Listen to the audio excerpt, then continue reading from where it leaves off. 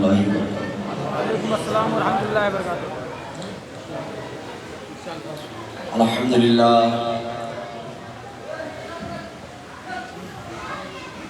الحمدللہ رب العالمین،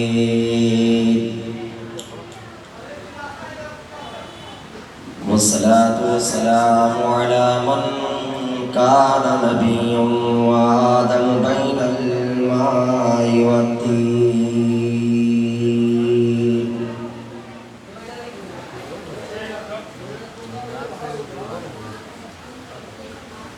وعلى آله وأصحابه وابنه الغوث العازم الجيلاني المحي الدين،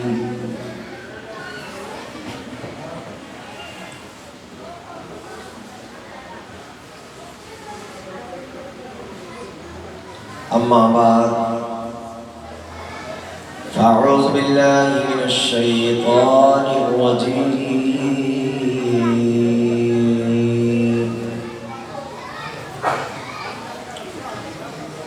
بسم الله الرحمن الرحيم،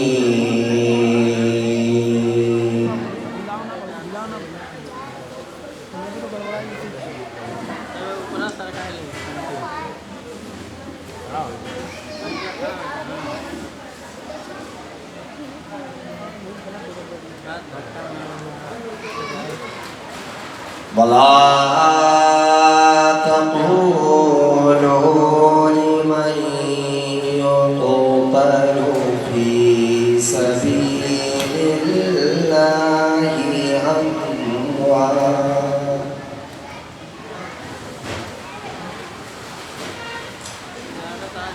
بل أحياء ولكن لا تشعرون۔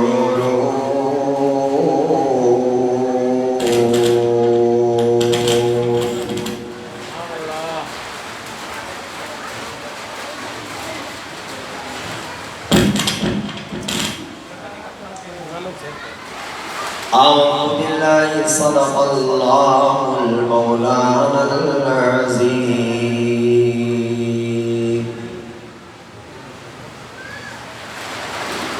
وصدق بلغنا رسوله النبي الأمين المكين المتين الكريم،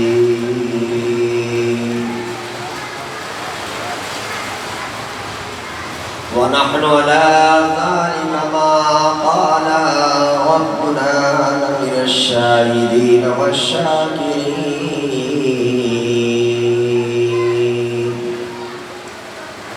والحمد لله رب العالمين۔ درود پاک اللهم صل على سيدنا شفيعنا حبيبنا مولانا محمد وآلہ الکرام حضور بارک وسلم، صلو علیہ الصلوۃ والسلام دائما علیک یا رسول اللہ یا حبیب اللہ صلی اللہ علیہ وسلم۔ حصول برکت کے لیے ایک بار اور پڑھ لیں، اللہم صلی علی سیدنا شفیعنا حبیبنا مولانا محمد بارک وسلم، صلو علیہ الصلوۃ والسلام دائما علیک یا رسول اللہ صلی اللہ علیہ وسلم۔ نبی اور آل نبی پر ایک بار اور پڑھ لیں، اللہم صلی وسلم علی محمد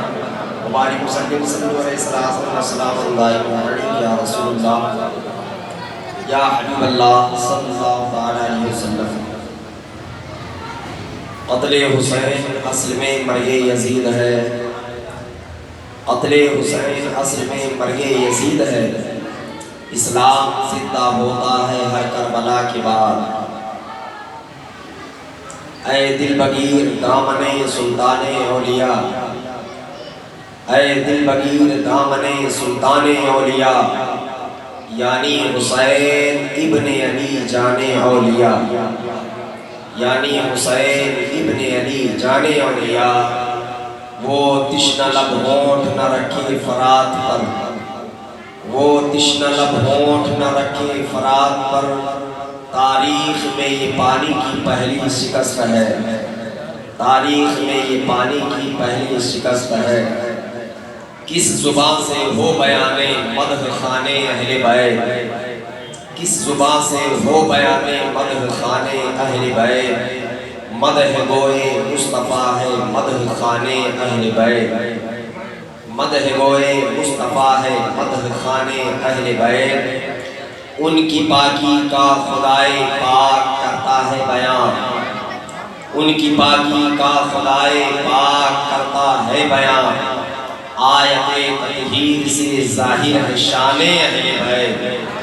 آیت تطہیر سے ظاہر ہے شان اہل بیت، اور بے اجازت ان کے گھر جبریل بھی آتے نہیں، بے اجازت ان کے گھر جبریل بھی آتے نہیں، قدر والے جانتے ہیں عز و شان اہل بیت، قدر والے جانتے ہیں عز و شان اہل بیت، کس سخی کی ہے حکومت ہائے کیا اندھیر ہے، کس سخی کی ہے حکومت ہائے کیا اندھیر ہے،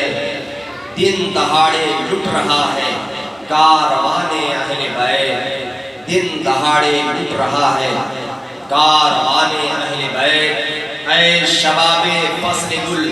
یہ چل گئی کیسی ہوا، اے شباب فصل گل یہ چل گئی کیسی ہوا، کٹ رہا ہے لہلہاتا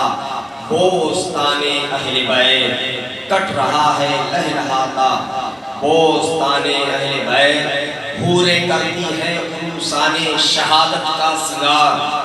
حوریں کرتی ہیں عروسان شہادت کا سنگار، خوب رو دولہا بنا ہے ہر جوان اہل بیت، خوب رو دولہا بنا ہے ہر جوان اہل بیت، سر کٹانا گھر لٹانا کوئی تجھ سے سیکھ جائے، سر کٹانا گھر لٹانا کوئی تجھ سے سیکھ جائے، جان عالم ہو فدا اے خاندان اہل بیت، جان عالم ہو فدا اے خاندان اہل بیت، بے ادب گستاخ فرقے کو سنا دے اے حسن، بے ادب گستاخ فرقے کو سنا دے اے حسن، یوں کہا کرتے ہیں سنی داستان اہل بیت، یوں کہا کرتے ہیں سنی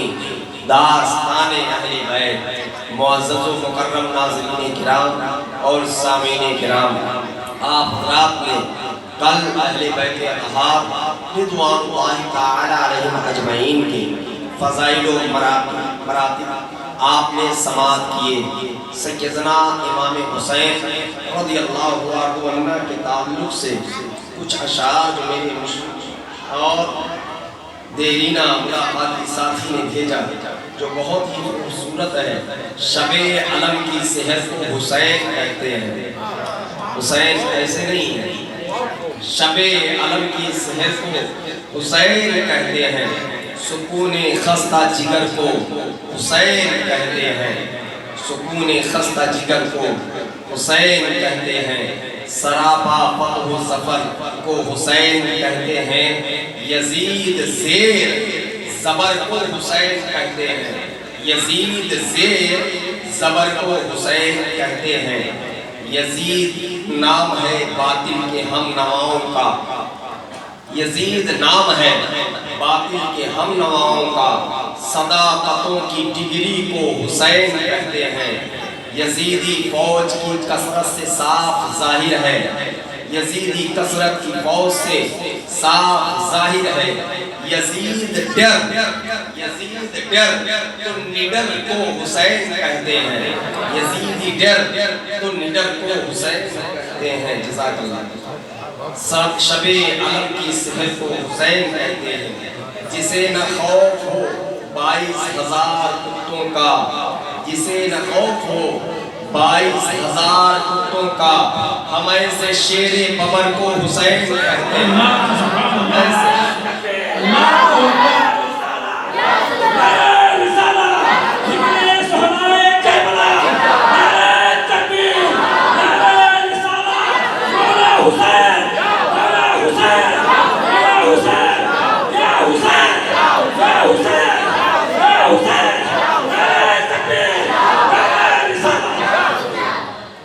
جسے نہ ہو خوف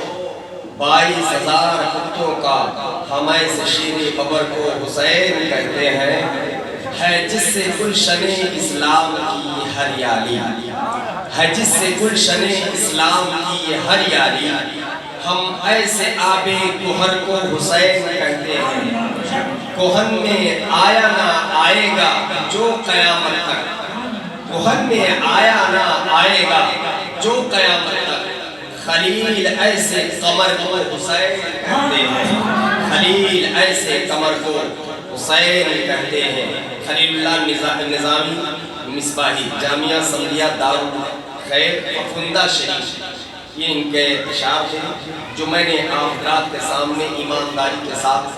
پیش کیے۔ اللہ تبارک و تعالیٰ ان کے قلب میں اور زور عطا فرمائے تاکہ اور امام علی مقام رضی اللہ عنہ کی بارگاہ علی وقار میں اور مزید قوی انداز میں اشعار پیش فرمائے۔ حضرات گرامی وقار، آج ہماری جماعت کا جو سلسلہ ہے، آج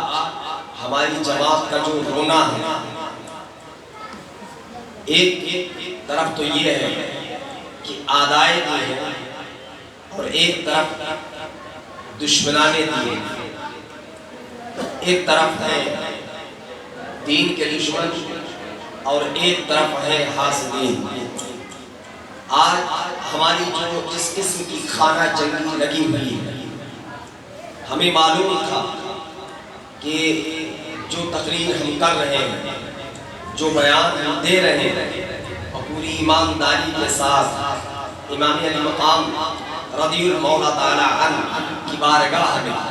خراج عقیدت پیش کر رہے ہیں، اس کا بدلہ اور صلہ ہمیں گالیوں سے ملنے والا ہے،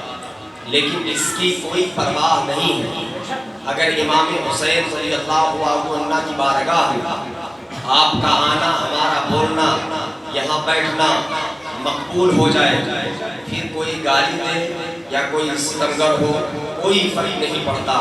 اپنی زبان پر تو بس یہی الفاظ رہتے ہیں، سر پہ ہوائے ظلم چلے 100 جتن کے ساتھ، سر پہ ہوائے ظلم چلے 100 جتن کے ساتھ، اپنی تو کٹ کلاه اسی باغ پن کے ساتھ، اپنی تو کٹ کلاه اسی باغ پن کے ساتھ۔ آج ہم دو طرفہ جنگوں میں بھڑے ہوئے ہیں، ایک طرف ہم اپنوں سے لڑ رہے ہیں، ایک طرف ہم اپنوں سے لڑ رہے ہیں اور ان سے لڑ رہے ہیں جنہیں حسینی کہا جاتا ہے، جو نام کے حسینی ہیں، اور ایک طرف دشمنان حسین سے لڑ رہے ہیں۔ ایک طرف ہم لڑ رہے ہیں کہ امام علی مقام رضی اللہ تعالی عنہ کے مزار مقدسہ کی جو تصویر بنا کے صحیح طور پر زیارت کے لیے رکھے اور اسے ہم باعث ثواب بلکہ باعث برکت قرار دیتے ہیں، تو دوسری طرف ہماری جماعت ہی کے قریب سے گزرتی ہوئی ایک نااہل جماعت گزرتی ہے جو سیدنا امام پاک رضی اللہ عنہ کی گنبد کو توڑنے کی بات کرتی ہے۔ ایسے حالات میں یہ دو طرفہ جنگ، ایک طرف تو یہاں لڑنا اور دوسری طرف غیروں سے بات کرنا، یہ غیروں سے بات کرنا آسان ہے، لیکن اپنوں کی جب بات آتی ہے تو لوگ گالیاں دیتے ہیں، لوگ صحیح بات نہ بتا کر آج تک آپ نے کیا کیا ہے؟ سیدنا امام حسین رضی اللہ تعالی عنہ کا حق ہی تمہارا ہے، آپ نے کیا کیا ہے؟ سیدنا امام حسین کے گھر والوں کا حق ہی تمہارا ہے، آپ نے کیا کیا ہے؟ کتابیں لکھ کر کوئی بہت بڑا رائٹر نہیں بن جاتا، کتاب کو پڑھ کر اس کا اجرا کرنا اور اس میں کمی نکالنا یہ بہت بڑی چیز ہوتی ہے۔ ہم نے جب کہا تھا کہ سیدنا امام حسین رضی اللہ عنہ پر پانی بند کیا گیا یا نہیں بند کیا گیا، یہ سوال پیدا ہوتا ہے تبری کے حوالے سے۔ آج یہ بات نہ ہمارے سامنے آتی اور نہ ہمیں اس چیز کو اپنی عوام کو بتانے کی ضرورت پڑتی۔ ممکن ہے کہ آج یہ چیز تحریر میں ہے، کل ہو سکتا ہے یہ چیز وائس میں آ جائے، ریکارڈنگ میں آ جائے، تو یہ بھولی بھالی سنی عوام بیٹھی ہے، اہل بیت کی چاہنے والے بیٹھے ہیں، ممکن ہے کہ اس کو سننے کے بعد وہ یہی سوچیں یہ سب تو کربلا واقعات کربلا ایک ڈرامہ تھا، جبکہ 10 محرم کو وہاں پانی موجود تھا، اور خیمہ حسینی میں پانی موجود تھا، اور حوالہ جو مولوی دے رہا ہے وہ تبری کے حوالے سے دے رہا ہے، اور یہ بھی بتایا جاتا ہے وہ بھی تبری کے حوالے سے کہ حضرت سیدنا مسلم بن عقیل رضی اللہ تعالیٰ عنہ چونکہ جو شہزادے تھے، جبکہ فقیہ ملت مفتی جلال الدین علیہ الرحمہ جو اس دنیا سے رخصت ہو گئے، لیکن انہوں نے ایک کتاب دی ہم اور آپ کو، جس سے بہت سے مقررین بولتے ہیں اور پڑھتے ہیں، مطالعہ کرتے ہیں، خصوصیت کے ساتھ عشرہ محرم میں، اسے خطبات محرم کہا جاتا ہے، تاریخ الخلفاء کے حوالے سے انہوں نے اور تبری کے حوالے سے، ساتھ ہی ابن اسیر کے حوالے سے انہوں نے روایتوں کو نقل فرمایا۔ اب انہوں نے جو یہ روایت نقل کی کہ حضرت سیدنا مسلم بن عقیل رضی اللہ تعالیٰ جب کوفہ کی طرف روانہ ہوئی تو ان کے دو شہزادے چھوٹے چھوٹے محمد اور ابراہیم دونوں ساتھ ہو لیے، اور ان کی شہادت کو آج تبری کے حوالے سے افسانہ بنایا جا رہا ہے۔ میں یہ کہنا چاہتا ہوں کہ بتائیے ہم اور آپ کے پاس قرآن ہے کہ نہیں ہے؟ قرآن ہے کہ نہیں ہے؟ آج 1400 سال گزر گئے، لیکن قرآن میں کوئی تخریف ہوئی، کوئی بدلاؤ ہوا، کوئی رد و بدل نظر آیا، ایک نقطے کا، زبر کا، زیر کا، پیش کا، کسی کا فرق آیا نہیں آیا۔ لیکن اسی کے ساتھ اور بھی کتابیں تو اتری تھیں آسمانی، جسے تورات کہا جاتا ہے، جسے زبور کہا جاتا ہے، جسے انجیل کہا جاتا ہے۔ ہم کو ایمانداری سے بتانا، ایمانداری سے بتانا، دل پہ ہاتھ رکھ کے بتانا، اگر سچے حسینی ہو تو بتانا کہ بتاؤ قرآن میں تو کوئی بدلاؤ نہیں ہوا، لیکن انجیل میں بدلاؤ ہوا کہ نہیں ہوا، تورات میں ہوا کہ نہیں ہوا، زبور میں ہوا کہ نہیں ہوا۔ جب آسمانی کتابوں میں بدلاؤ ہو سکتا ہے، دنیا میں آ کے الٹ پھیر کر سکتے ہیں، تو یہ تبری کیا چیز ہے، ابن اسیر کیا چیز ہے، اور یہ تاریخ الخلفاء کیا چیز ہے؟ اس میں بھی تاریخوں میں بدلاؤ ہو سکتا ہے۔ جب تمہارے گھر میں بدلاؤ ہو سکتا ہے، تمہارا باپ حسین کا ماننے والا اور تم حسین کے تعظیم کو برا کہنے والے ہو، تو بتاؤ ہم تمہاری تاریخ پڑھیں یا حسین اعظم کی تاریخ پڑھیں؟ سیدنا امام حسین رضی اللہ عنہ نے جو کام کیا ہے، اس کام کو ہماری آنے والی نسلیں یاد کریں گی۔ ہم اس لیے بول رہے ہیں اور آپ اس لیے سن رہے ہیں کہ مولوی کی نسل بھی امام حسین کی چاہنے والی ہو، اور آپ کی نسل بھی امام حسین کی چاہنے والی ہو۔ ہمارا بھی طریقہ یہی ہے کہ امام علی مقام رضی اللہ عنہ نے جو کام کیا ہے، دین رسول اللہ کے لیے کیا ہے، تحفظ دین کے لیے کیا ہے، تحفظ ناموس رسالت کے لیے کیا ہے، تحفظ قرآن کے لیے کیا ہے۔ سنو، اب یہیں پر ایک نکتہ میں آپ کو بیان کر کے اس کے بعد میں تاریخ پر آ جا رہا ہوں۔ سیدنا امام حسین رضی اللہ عنہ کا سر میدان کربلا میں کٹ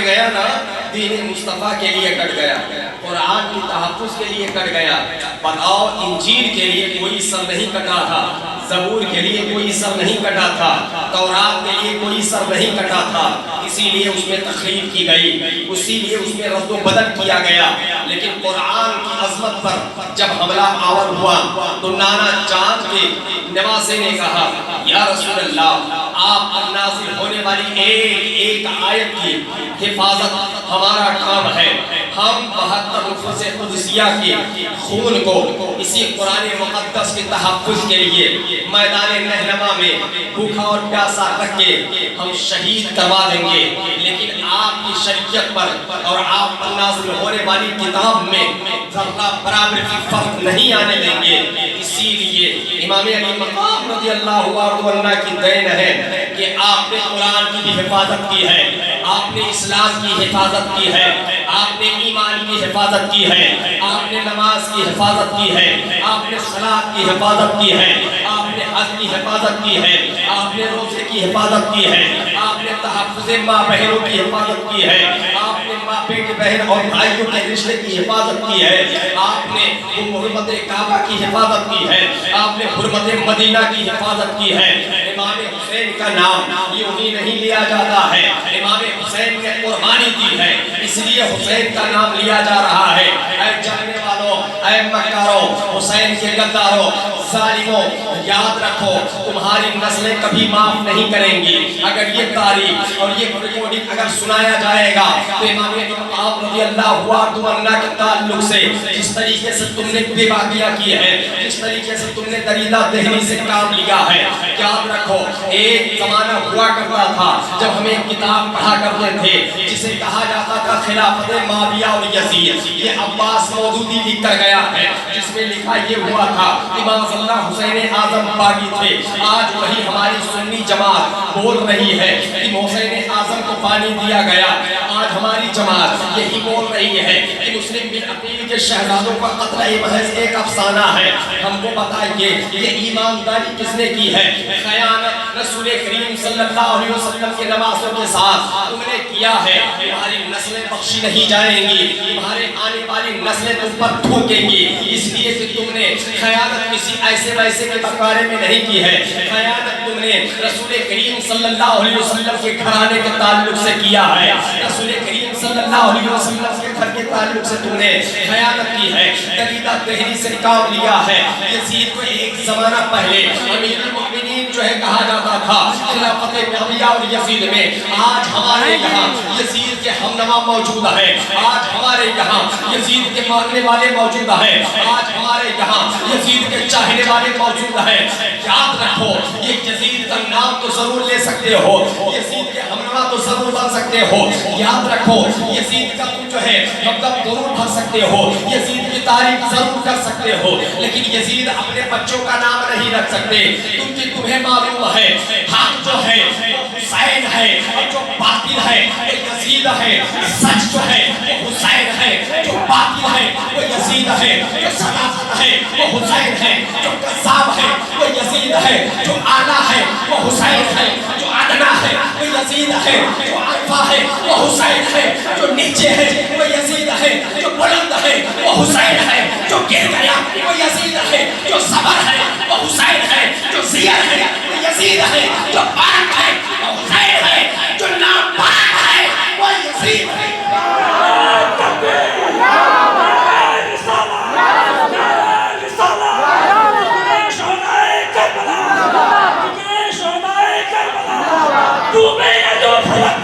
وہ تارا حسین ہے،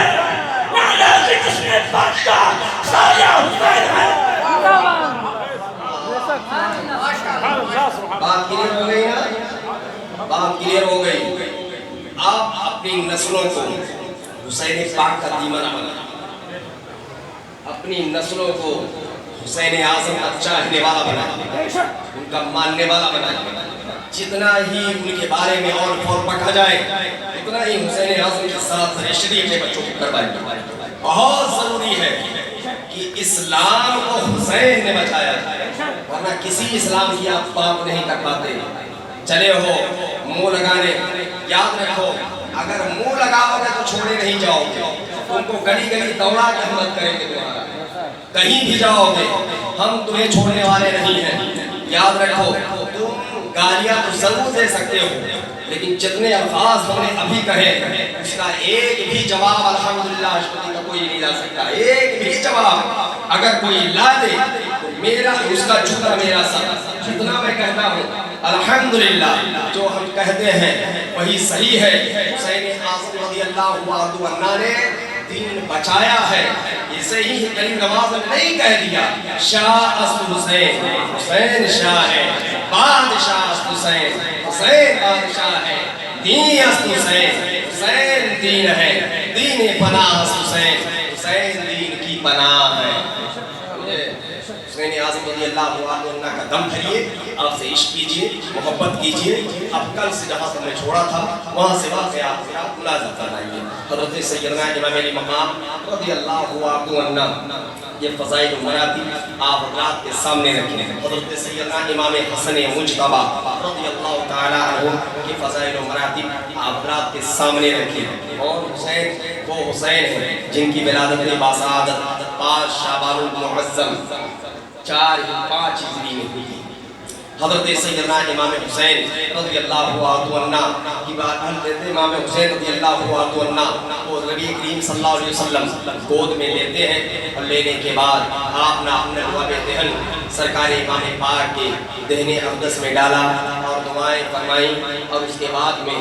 آپ کا نام شبیر رکھا گیا جو سریانی لفظ میں ہے، سریانی زبان میں ہے، اور اس کا ترجمہ عربی میں حسین سے ہوتا ہے، جسے حضرت سیدنا ہارون علیہ السلام کے شہزادوں کے نام پر یعنی شبیر و شبر کے نام پر حسن و حسین رکھا گیا۔ اب حضرت سیدنا امام حسن مجتبی رضی اللہ عنہ کی زندگی پر ملاحظہ کیجئے کہ حضرت سیدنا امام حسن مجتبی رضی اللہ تعالیٰ عنہ چونکہ رسول کریم صلی اللہ علیہ وسلم کے چوتھے خلیفہ حضرت سیدنا مولا کائنات اس دار فانی سے شہید ہو کر دارالعالیٰ کی طرف رخصت ہو گئے، اس کے بعد خلافت تک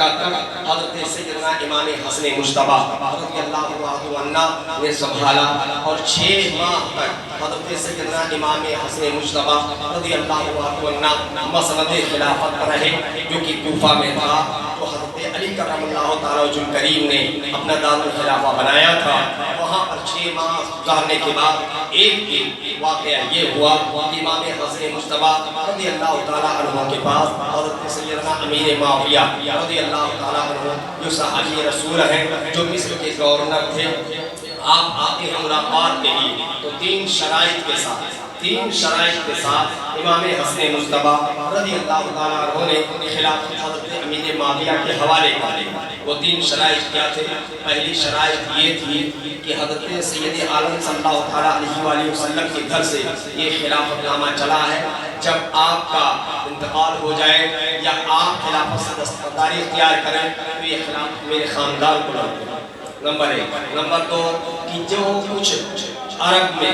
یا کوفہ میں، عراق میں اور حجاز میں جو کچھ معاملات حضرت سیدنا مولا کائنات رضی اللہ تعالیٰ عنہ کے زمانے میں ہوئے تھے، یعنی جنگ صفین یا جنگ جمل وغیرہ کا واقعہ جو کچھ پیش آیا، اس کے تعلق سے کسی سے مواخذہ نہیں کریں گے۔ اور تیسرا اور آخری وہ یہ کہ میرے دل میں جو بھی قرض ہے وہ حضرت امیر معاویہ ادا کریں گے۔ ان 3 شرائط کے ساتھ حضرت سیدنا امام حسن مجتبی رضی اللہ تعالیٰ عنہ نے خلافت ان کے نام کر دیا۔ حالانکہ اس سے کافی مسلمان ناراض بھی ہوئے، حضرت سیدنا امام حسن سے اس سے کافی مسلمان ناراض ہوئے اور آپ کو آل المسلمین کہنے لگے، یعنی مسلمانوں کو تکلیف دینے والا۔ حضرت سیدنا امام حسن مجتبی رضی اللہ تعالیٰ عنہ فرمایا کرتے اس سے بہتر ہے کہ میں آل المسلمین رہوں، اس سے بہتر ہے کہ میں لوگوں کی باتوں کو سنوں، اور یہ بہتر نہیں ہمارے لیے کہ ہماری جماعت میں خون ریزی پیدا ہو جائے یا امت سے لڑ جائے اور ان کا ناحق خون بہے۔ اس طریقے سے جب حضرت سیدنا امام حسن مجتبی رضی اللہ تعالیٰ عنہ نے خلافت ہے حضرت امیر معاویہ کے نام کیا، رسول کریم صلی اللہ علیہ وسلم کی حدیث مبارکہ جو پیش گوئی سرکار نے فرمائی تھی، آپ نے فرمایا تھا کہ یہ میرا شہزادہ یعنی حسن مجتبی، میرا یہ شہزادہ امت کے درمیان امت کی 2 بڑی جماعتوں میں صلح کروا دے گا۔ اور واقعی اگر سیدنا امام حسن مجتبی رضی اللہ تعالیٰ عنہ مسند خلافت پر برقرار رہتے تو حالات یہی پیدا ہونے تھے۔ کچھ دن کے بعد حضرت امیر معاویہ کا انتقال ہوا، جبکہ ان کی عمر جو ہے 78 سال کی تھی، لقوہ کی مرض سے آپ کا انتقال ہوا۔ اس کے بعد تخت نشین یزید ہوا، اب ادھر تخت نشین کوفہ میں حضرت سیدنا امام حسن ہوتے اور ادھر دمشق میں جو ہے یزید ہوتا، تو جان لیجیے دونوں طرف سے لشکر کشی ہوتی، اور اس طرف سے بھی اور اس طرف سے بھی، دونوں طرف سے لوگ قتل کیے جاتے، لیکن حضرت سیدنا امام حسن مجتبی رضی اللہ تعالیٰ عنہ نے ان شرائطوں کے ساتھ آپ نے خلافت حضرت امیر معاویہ کے حوالے کر دیا۔ اور امیر معاویہ یہ وہی امیر معاویہ ہیں کہ حضرت یزید رضی اللہ تعالیٰ عنہ جو حضرت ابو سفیان کے بڑے شہزادے تھے، یہ یزید کم وقت نہیں، پہلے میدان کربلا سے پہلے، واقعات کربلا سے پہلے کا نام یزید ہوا کرتا تھا، میں بتایا بھی تھا۔ حضرت یزید بن ابی سفیان جو حضرت ابو سفیان کے بڑے شہزادے تھے، وہ جو ہے دمشق کے گورنر تھے، مصر کے گورنر تھے۔ دمشق کے گورنر تھے، وہاں پر حضرت سیدنا امیر معاویہ بچپن ہی میں چلے گئے تھے، اور جب ان کا انتقال ہوا تو انہوں نے اپنے بھائی جو اس وقت جوان ہو چکے تھے حضرت امیر معاویہ، ان کو خلافت دے دی اور ان کو وہاں کا گورنر مقرر کر دیا۔ وہاں کا گورنر مقرر کیا، وہ حضرت عمر کے زمانے میں بھی گورنر رہے، حضرت عثمان غنی کے زمانے میں بھی 12 سال گورنر رہے، اور حضرت مولا کائنات رضی اللہ تعالیٰ عنہ کے زمانے میں بھی گورنر رہے، اور ساتھ ہی میں حضرت سیدنا امام حسن مجتبیٰ رضی اللہ تعالیٰ عنہ کے زمانے میں آپ جو ہے گورنری سے آپ کو خلافت نصیب ہوئی، اور وہ خلافت جو رسول کریم صلی اللہ علیہ وسلم کے گھر سے چلی۔ حضرت امیر معاویہ کے بارے میں کچھ سن لیں تاکہ آپ کو پتہ چل جائے۔ یہ حضرت امیر معاویہ رضی اللہ تعالیٰ عنہ، حضرت سفیان رضی اللہ تعالیٰ عنہ جو صحابی رسول ہے، ان کے شہزادے ہیں۔ ان کی والدہ کا عجیب واقعہ بیان کیا جاتا ہے، روایتوں میں آتا ہے فاقہ نامی ایک شخص کے ساتھ ان کی والدہ کا نکاح ہوا، ان کی والدہ کا نکاح ہوا تھا، اور فاقہ کا گھر ایسا تھا کہ ایسے باہر کا دالان تھا، بیٹھکا تھا، اور دروازہ بڑا سا تھا، گیٹ لگا ہوا تھا۔ اندر ایک دن کا معاملہ ہوا کہ ایک شخص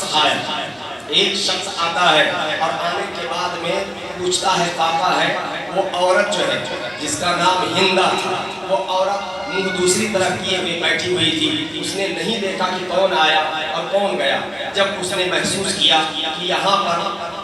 اس کا فاقہ نہیں ہے، اس کا شوہر نہیں ہے، اب وہ جو پلٹنے لگا، جیسے ہی دروازے کے پار پہنچا، کیا دیکھتا ہے کہ میرے گھر میں ایک اجنبی شخص آ گیا ہے۔ جب وہ اندر گیا، فاقہ ہندہ کو لات سے مارا، پیر سے مار کے کہتا ہے یہ تم نے کیا کیا؟ کسی غیر مرد کو اپنے گھر میں بلایا۔ ہندہ کہنے لگی ہم اس سے پاک دامنی کا اظہار ہم کرنے لگے، اور بار بار کہنے لگے ہمیں کچھ محسوس نہیں ہوا، کون آیا کون گیا، یہاں تک کہ معاملہ ہندہ کی ماں باپ تک پہنچ گیا۔ ہندہ کے ماں باپ نے یہ سوچا کہ چلو ایران کے کاہن کے پاس چلتے جاتے، وہاں چلنے کے بعد ہم فیصلہ کریں گے، جو کاہن کہے گا اگر میری بچی کی غلطی ہے تو اس کو سزا دی جائے گی، اگر فاقہ کی غلطی ہے تو اسے سزا دی جائے گی۔ اب یہ لوگ لے کر پورے قافلے کے ساتھ، پورے کنبے قبیلے کے ساتھ وہ کاہن کے پاس چل دیا۔ راستے میں ہندہ کا چہرہ لال پیلا ہونے لگا۔ اس کے باپ نے کہا کہ بتا اب بھی اگر غلط قدم اٹھا چکی ہے تب بھی بتا دے، لیکن اس نے کہا نہیں، ہم اس لیے ڈرتے ہیں کہ کاہن کا فیصلہ کبھی صحیح ہوتا ہے اور کبھی غلط ہوتا ہے، وہ علم نجوم رکھتا ہے، کبھی غلط بول دیتا ہے کبھی صحیح بول دیتا ہے۔ ہم یہ سوچ رہے ہیں اگر اس نے صحیح بولا تو ٹھیک ہے، کہیں ایسا اس نے الزام لگا دیا تو ہماری کیا بنے گی، یہ سوچ کر اس نے اسے باپ نے کہا ٹھیک ہے تمہارا واقعہ کاہن کے سامنے رکھنے سے پہلے ہم جو ہے اس کا کاہن کا امتحان لیں گے۔ ہوا یوں کہ اس نے اپنے گھوڑے کو کان میں کچھ کہا، گھوڑا ہنہنایا، اور اس کا زکر جب باہر نکلا اس کے زکر کے سوراخ میں ایک گیہوں کا دانہ رکھ کے کپڑے سے باندھ دیا، اور باندھنے کے بعد جب کاہن کے دروازے پر پہنچا، دروازے پر پہنچنے کے بعد وہ لوگ کھانا کھائے، کھانا کے بعد اب معاملہ پیش کرنے والے تھے، اس سے پہلے کاہن نے کہا کہ بتائیے آپ کے اصل واقعات کیا؟ کہا ٹھیک ہے ہم بتائیں گے، لیکن اس سے پہلے آپ کو ایک امتحان دینا ہوگا۔ کہا امتحان یہی کہ نر کے منہ میں گیہوں کا دانہ، نر کل میں گیہوں کا دانہ۔ کہا صاف واضح فرمائیے، صاف واضح بیان کیجئے، آپ صاف صاف بتائیے یہ کیا کہہ رہے ہیں۔ کہا بتاؤ تم نے میرا امتحان لینا چاہا، راستے میں گھوڑے کے کان میں کچھ کہا، جب اس کا زکر باہر نکلا اس کے سوراخ میں تم نے گیہوں کا دانہ رکھ دیا، کپڑے سے باندھ دیا، کیا یہ صحیح ہے کہ نہیں؟ کہا ہاں صحیح ہے۔ اس کے بعد میں 4-5 بچیوں کو ایک ساتھ کھڑا کر دیا، بیچ میں ہندہ کو کھڑا کر دیا، کاہن بچیوں پر ہاتھ مارتے جاتا اور کہتا جاتا کہ یہ نہیں ہے، پھر مانتا ہاتھ کہتا جاتا یہ نہیں ہے، پھر ہاتھ مارتا کہتا جاتا یہ نہیں ہے۔ جب ہندہ کی باری آئی، ہندہ کے منہ پر ہاتھ رکھنے کے بعد اس نے کہا کہ یہ بچی پاک دامن ہے، اور اس بچی کی پیٹ سے ایک بادشاہ جنم لے گا، اس بچی کی پیٹ سے ایک بادشاہ جنم لے گا۔ اب جیسے ہی اتنا سنا کاہن کے الفاظ کو، فاقہ نے دوڑ کر ہندہ کا ہاتھ پکڑا، فاقہ کا ہاتھ ہندہ نے جھڑک دیا اور کہا کہ اگر میری قسمت میں بادشاہ کی ماں بننا لکھا ہے تیرے سن سے نہیں ہوگا، تیرے نطفے سے نہیں ہوگا، اب تو ہٹ جا، ہمارا تیرا کوئی تعلق نہیں ہے۔ اس کے بعد حضرت ابو سفیان سے ہندا کا نکاح ہوا اور ہندا کی شادی ہوئی اور یہ دونوں نے اسلام قبول کیا، جس سے حضرت سیدنا امیر معاویہ کی ولادت۔ یہ صحابی رسول حضرت سیدنا امیر معاویہ رضی اللہ تعالیٰ عنہ کاتب وحی الہی میں رہ چکے ہیں۔ یہی حضرت سیدنا امیر معاویہ رضی اللہ تعالیٰ عنہ ہے جن کی وصیت یہ تھی کہ رسول کریم صلی اللہ علیہ وسلم کی پہلے مبارک میرے جنازے پر رکھ دینا اور ناخن مبارک سرکار علیہ السلام کے بال مبارک میرے سینے پر رکھ دینا۔ یہی حضرت امیر معاویہ رضی اللہ تعالیٰ عنہ ہے جنہوں نے جو ہے کئی مرتبہ حضرت سیدنا امام حسن مجتبی رضی اللہ تعالیٰ عنہ کو اپنے پاس بلاتے تو تعظیم کا یہ عالم رہتا۔ راوی بیان کرتا ہے کہ جب حضرت امیر معاویہ کے پاس حضرت سیدنا امام حسن مجتبی رضی اللہ تعالیٰ عنہ جاتے تو آپ جو ہے تخت سے نیچے اتر جاتے، حضرت سیدنا امام حسن مجتبی کو اوپر بٹھا دیا کرتے تھے۔ یہ عالم تھا ادب کا اور تعظیم کا۔ راوی بیان کرتا ہے کہ حضرت سیدنا امیر معاویہ رضی اللہ تعالیٰ عنہ جب حضرت امام حسن سے ملاقات کرتے تب ان کو 2000 10,000 دینار یا اشرفیاں ان کو بطور ہدیہ یا بطور تحفہ پیش فرماتے اور کہتے یہ آپ ہی کے گھرانے سے ہمیں ملا ہے، جو کچھ شہرت ہے، جو کچھ مرتبہ ہے، جو کچھ دنیا میں ہمارا نام ہے وہ آپ ہی کے گھرانے سے ہے، لہٰذا آپ کی خدمت کا ہمیں موقع مل جاتا ہے۔ حضرت سیدنا امیر معاویہ رضی اللہ تعالیٰ عنہ پر اعتراض کرنا، اعتراض حضرت سیدنا امام حسن مجتبی رضی اللہ تعالیٰ عنہ پر آئے گا یوں کہ حضرت سیدنا امام حسن مجتبی رضی اللہ تعالیٰ عنہ نے 3 شرائط کے ساتھ حضرت سیدنا امیر معاویہ کو خلافت ان کے حوالے کر دی تھی، لیکن اب یہ کہنا کہ حضرت امیر معاویہ کے انتقال کے وقت یزید تخت نشین ہو گیا اور امیر معاویہ نے یہ کہا تھا کہ تو ہی جو ہے خلافت کا خلافت پر بیٹھے گا، تو یہ غلط کیا۔ اب یہ کہنا حضرت سیدنا امام حسن رضی اللہ تعالیٰ عنہ پر بھی اعتراض بنتا تھا کہ جب حضرت سیدنا امام حسن مجتبی رضی اللہ تعالیٰ عنہ کو معلوم تھا کہ امیر معاویہ کو خلافت دینا ایک غلط بات ہے، کیونکہ خلافت ہمارے خاندان میں دوبارہ نہ لوٹے گی، یہ اپنے لڑکے کو دینے والے ہیں، تو پھر اعتراض حضرت سیدنا امام حسن مجتبی پر ہو جائے گا۔ لہذا اس چیز سے دور رہنا اور تاریخ کے حوالے سے ان کے معاملات یعنی اصحاب رسول اللہ کے معاملات اور اہل بیت رسول اللہ کے معاملات ان کے حالات ان پر چھوڑ دینے چاہیے، چاہے وہ جنگ صفین کا معاملہ ہو یا جنگ جمل کا معاملہ ہو۔ ایک طرف اگر حضرت سیدہ عائشہ صدیقہ رضی اللہ تعالیٰ عنہا ہے تو دوسری طرف مولا کائنات حضرت علی رضی اللہ تعالیٰ عنہ ہے، جن میں مشہور صحابی حضرت طلحہ اور حضرت سیدنا زبیر رضی اللہ تعالیٰ عنہ کی شہادت بھی ہوئی ہوتی ہے، اور اس کے علاوہ ہزاروں صحابہ بے گناہ مسلمان ادھر سے بھی مارے جاتے ہیں ادھر سے بھی مارے جاتے ہیں، دونوں طرف سے شہید ہوتے ہیں۔ تو جنگ جمل اور جنگ جمل اور جنگ صفین کا واقعہ آپ کو اپنے طور پر بیان کرنا یہ سیکھ نہیں ہے، بلکہ وہ صحابی رسول ہیں اور ان کے خطائے اجتہادی تھی، وہ خطائے اجتہادی تھی جس پر اس کی کوئی پکڑ نہیں ہے۔ اللہ تبارک و تعالیٰ اس خطا پر انہیں اجر و ثواب عطا فرماتا ہے، بھلے ہی مسلمان ادھر سے بھی قتل کیے گئے ہوں ادھر سے بھی قتل کیے گئے ہوں، ان کے لیے ان پر کوئی اللہ کے ہاں مواخذہ یا پکڑ نہیں کی جائے گی۔ پکڑ آپ کی جائے گی جب آپ صحابی کے خلاف بولو گے، پکڑ آپ کی جائے گی جب آپ اہل بیت کے خلاف بولو گے، پکڑ آپ کی جائے گی جب رسول کریم صلی اللہ علیہ وسلم کے عاشقوں کے خلاف بولو گے، پکڑ آپ کی جائے گی جب اللہ کے رسول صلی اللہ علیہ وسلم کے گھر والوں کے خلاف بولو گے۔ اب حضرت سیدنا امیر معاویہ رضی اللہ تعالیٰ عنہ کی ولادت ہندا سے ہوئی اور اس کے بعد حضرت سیدنا امیر معاویہ رضی اللہ تعالیٰ عنہ جیسا کہ میں بچپن میں بتا دیا کہ جب آپ کے بھائی کا انتقال ہو گیا پھر وہ جو ہے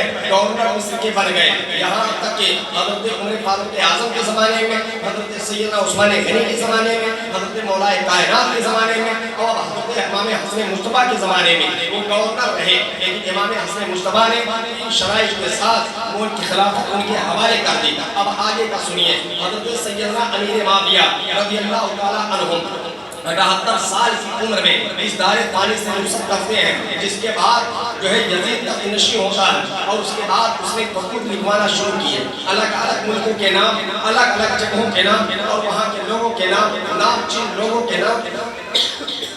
خط لکھوانا شروع کیا اور یہ کہہ بھیجا کہ امیر امیر معاویہ کا انتقال ہو چکا ہے اور اب میں خلیفہ بن چکا ہوں، لہٰذا میری بیعت لیجیے۔ اور اسی طریقے کا خط ولید بن عقبہ جو گورنر مدینہ کا تھا یہاں بھی بھیجا گیا۔ یہاں پر خصوصیت کے ساتھ 3 لوگوں کو ٹارگٹ کیا گیا، حضرت عبداللہ بن زبیر، حضرت عبداللہ بن عمر اور حضرت سیدنا امام حسین رضی اللہ تعالیٰ عنہ۔ اس بات سے پہلے حضرت سیدنا امام حسن مجتبیٰ رضی اللہ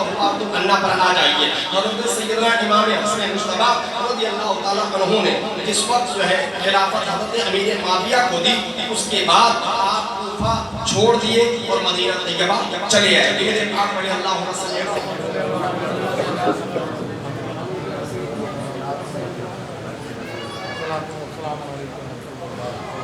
کوفہ کو آپ نے چھوڑ دیا اور مدینہ طیبہ آپ چلے آئے۔ یہ جو زہر کا واقعہ پیش آیا وہ مدینہ طیبہ ہی میں پیش آیا۔ پہلی مرتبہ آپ کو زہر دیا گیا تو آپ کو سراہی میں آپ نے کسی نے زہر ڈالا، جس کو پیتے ہی حضرت سیدنا امام حسن مجتبیٰ رضی اللہ تعالیٰ عنہ کو ایسا لگا کہ دل پھٹا جا رہا ہے، لیکن صبح کی سفیدی نمودار ہوئی۔ اس کے بعد میں رسول کریم صلی اللہ علیہ وسلم کی بارگاہ میں پہنچے، دعا کرتے ہیں زہر کے اثرات جو ہے ظاہر ہو جاتے ہیں۔ اس کے بعد پھر دوسری مرتبہ جب زہر دیا گیا،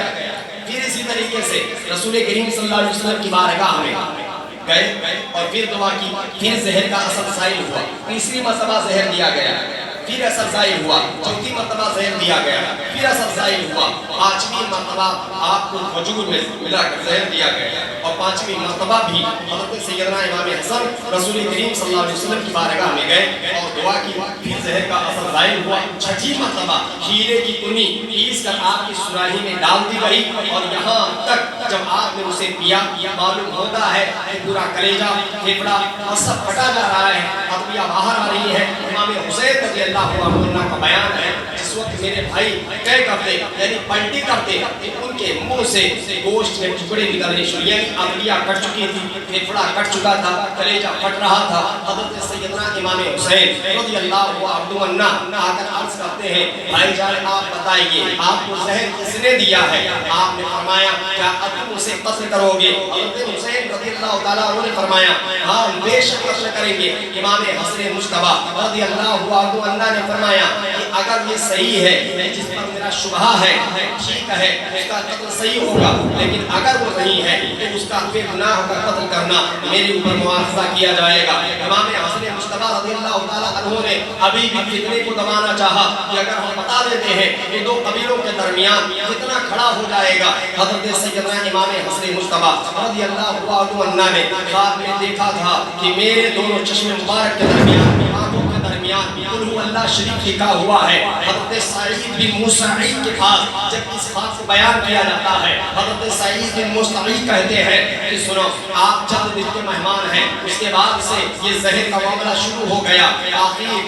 آخر میں جو زہر دیا گیا ہیرے کی کنی پیس کر آپ کی سراہی میں ڈالی گئی، جس کے پینے سے حضرت سیدنا امام حسن مجتبیٰ رضی اللہ تعالیٰ عنہ سب غلیظ ہوئے، یہاں تک کہ شہادت سری سے آپ سرفراز ہوئے۔ حضرت سیدنا امام حسن مجتبیٰ رضی اللہ تعالیٰ عنہ کے بعد حضرت امام حسین رضی اللہ عنہ کھڑے ہیں اور آپ تسلی دے رہے ہیں اور کہہ رہے ہیں آئی بھائی جان بتائیے آپ کے اندر یہ گھبراہٹ کیسی ہے، آپ کے اندر بے قراری کیسی ہے؟ حضرت سیدنا امام حسن مجتبیٰ کہتے ہیں اے بھائی جان آج میں ایسی مخلوق کو دیکھ رہا ہوں جس سے پہلے میں نے ایسی مخلوق کو نہیں دیکھا۔ آج میں ایسے لوگوں کے درمیان جا رہا ہوں جس سے پہلے میں ایسے لوگوں کے درمیان نہیں گیا۔ حضرت سیدنا امام حسین کہتے ہیں بھائی جان آپ تو قسمت والے ہیں کہ آپ بابا جان سے ملنے والے ہیں، آپ رسول کریم صلی اللہ علیہ وسلم کے قدموں میں جانے والے ہیں، آپ مرتضیٰ کرم اللہ تعالیٰ وجود کریم کے ساتھ ملنے والے ہیں، آپ جو ہے رسول کریم صلی اللہ تعالیٰ علیہ وسلم کے شہزادے یعنی اپنے ماموں حضرت قاسم سے ملنے والے ہیں، آپ خاتون جنت امی جان کے پاس جانے والے ہیں. اے بھائی جان آپ کے اندر گھبراہٹ کیسی ہے؟ اللہ کے رسول صلی اللہ علیہ وسلم کے مقدس نواز سے حضرت سیدنا امام حسن سے حضرت سیدنا امام حسین بات کر ہی رہے تھے کہ قطرے میں آنکھ بند ہو گئی, ہاتھ لٹک گیا اور سب کے اندر سے چیخیں نکل گئی. حضرت سیدنا امام حسین رضی اللہ عنہ اپنے بڑے بھائی سے دنیا میں جو واحد سہارا تھا, اور ہمارا اور آپ کی کہاوت بھی ہے کہ بڑا بھائی جو ہے چھوٹے بھائی کا سہارا ہوتا ہے. امام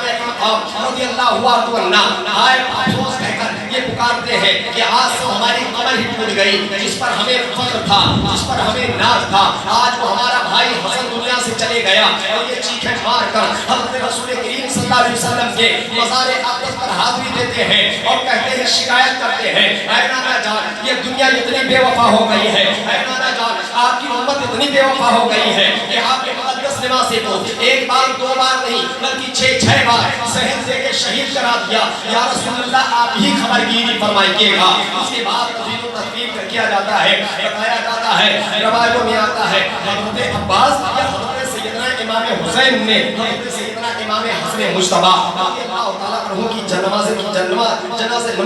کی نماز پڑھائی, اور حضرت سیدہ طیبہ طاہرہ خاتون جنت فاطمہ الزہرا رضی اللہ تعالیٰ عنہ کے پہلوئے مبارک میں جنت البقیع شریف میں سرکار کے روضہ مبارکہ کے سامنے جو جنت البقیع شریف کا قبرستان ہے اسی میں دفن کیا. پڑھیے انا للہ و انا الیہ راجعون. درود پاک اللہم صلی وسلم بارک علی محمد وبارک وسلم وسلم